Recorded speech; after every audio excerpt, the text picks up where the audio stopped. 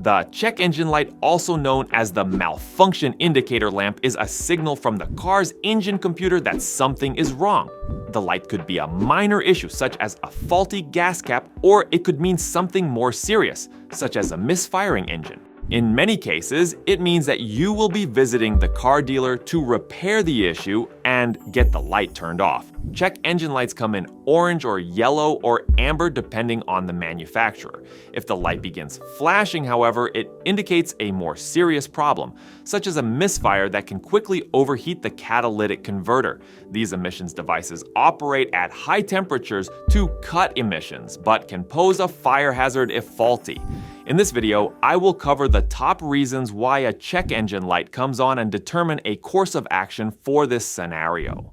Your vehicle is not likely to pass a state safety inspection with the check engine light on. This can be a good motivator for dealing with the problem. Ultimately, the engine and the emission control system are so interlinked that the health of the emission control system is a good indication of the general health of the car's engine.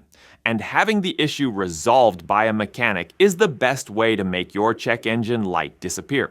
Still, some people might want to turn off the light temporarily for a number of reasons.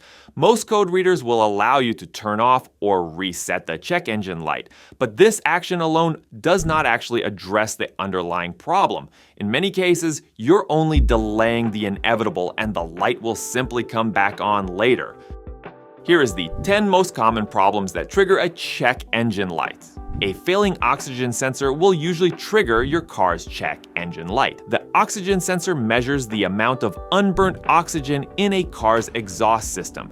It sends data to the vehicle's computer, which uses it to regulate the mixture of air and fuel that enters the cylinders. An engine will keep running even if an O2 sensor needs to be replaced, but it will burn more fuel than usual. In the long run, a bad oxygen sensor can damage components like spark plugs and the catalytic converter. It may also cause a car to fail an emissions test. On average, a quality oxygen sensor will set you back about $175, but the cost of labor will vary greatly depending on the vehicle's make and model, as well as your geographical location. Finally, keep in mind that most late model cars have more than one oxygen sensor.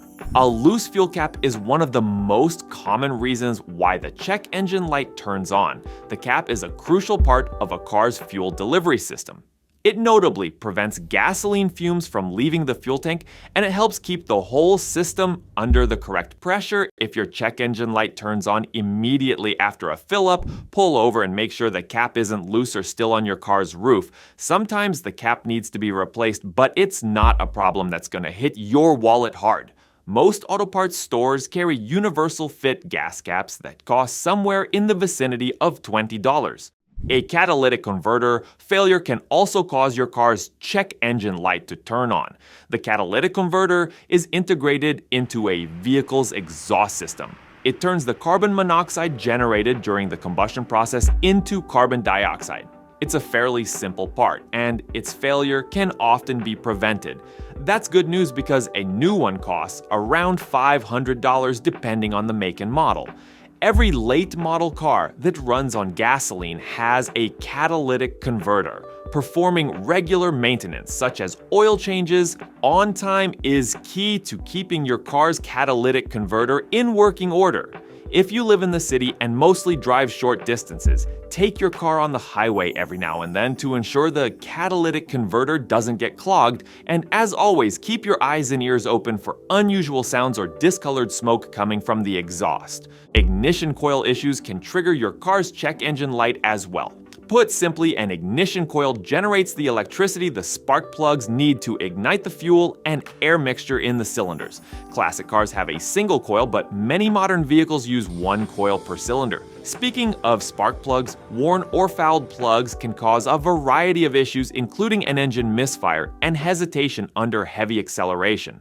A worn coil can exhibit the same symptoms, and it can cause the car to shut off unexpectedly. A quality spark plug costs around $20, while a coil is generally in the $50 range. Changing your own spark plugs is also easier than it sounds. A bad spark plug wire can and will make your check engine light turn on.